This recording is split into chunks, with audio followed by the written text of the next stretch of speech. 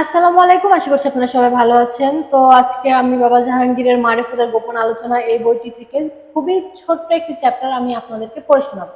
তো চ্যাপ্টারটি ছোট হলেও অনেক কিছু শেখার আছে, বোঝার আছে, জানার আছে। তো এই বইটি থেকে কিন্তু আমি আগেও অনেকগুলো ভিডিও পোস্ট করেছি। আপনারা যারা দেখেছেন তাদেরকে অসংখ্য ধন্যবাদ, আর যারা দেখেননি মন চাইলে গিয়ে দেখে আসতে পারেন, কোনো জবরদস্তি নেই। তো চ্যাপ্টারটি শুরু করার আগে কিছু কথা বলতে চাই। কথাগুলো হচ্ছে, আমরা যেন মোল্লাকে দিয়ে মোহাম্মদকে বিচার না করি, যাজক দিয়ে যীশু খ্রিস্টকে যেন আমরা বিচার না করি। ঠিক তেমনি বর্তমান পীর ফকিরদেরকে দিয়ে যেন আমরা বাবা জাহাঙ্গীরকে বিচার না করি। এটা করলে আমাদের সবচেয়ে বড় ভুল করা হবে। এটা যারা মানেন তারা তো মানেন, আর যারা না মানেন তার বইগুলো পড়ে দেখতে পারেন। তার মতো মহাপুরুষকে আমরা যদি বর্তমান যুগের পীর ফকিরদের সাথে মিশিয়ে একাকার করে দিই, সেটা আমাদের সবচেয়ে বড় ভুল হবে।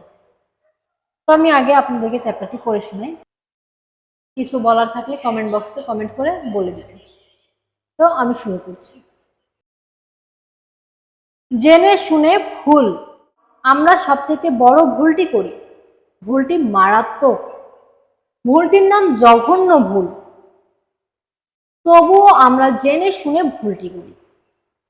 আমরা জানি, বুঝি, তারপরও মনের পুকুরে ডুবে যায়।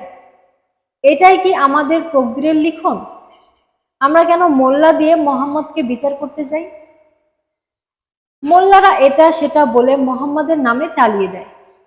কিছু চিড়িয়াখানায় থাকা মোল্লারা, টাইসুট পড়া মোল্লারা প্রকাশ্যে বলে ফেলে মোহাম্মদকে মানা হারাম, হারাম, হারাম।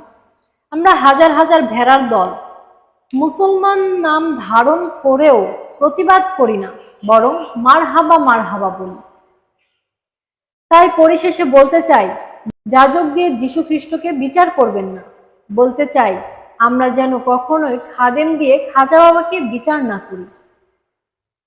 এভাবে প্রতিটি ধর্মের গুরুকে কলঙ্কিত করা হবে।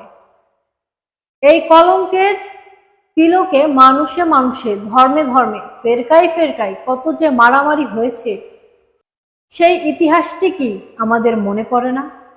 ইতিহাসের জনক হেরোডোটাস যদি বেঁচে থাকতেন, তাহলে তিনি হয়তো অভিমানে আত্মহত্যা করতেন। চ্যাপ্টারটি অতি ক্ষুদ্র, এখানে শিক্ষণীয় অনেক বেশি কিছু আছে।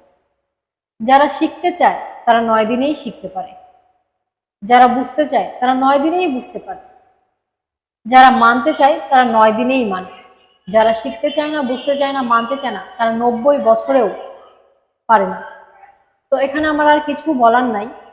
আপনারা যদি ভালো মন্দ কোনো মন্তব্য করতে চান, অবশ্যই কমেন্ট বক্সে লিখে দিয়ে যাবেন। তো আজকে আমি এখানেই বিদায় নিচ্ছি। দয়াল বাবা জাহাঙ্গীর।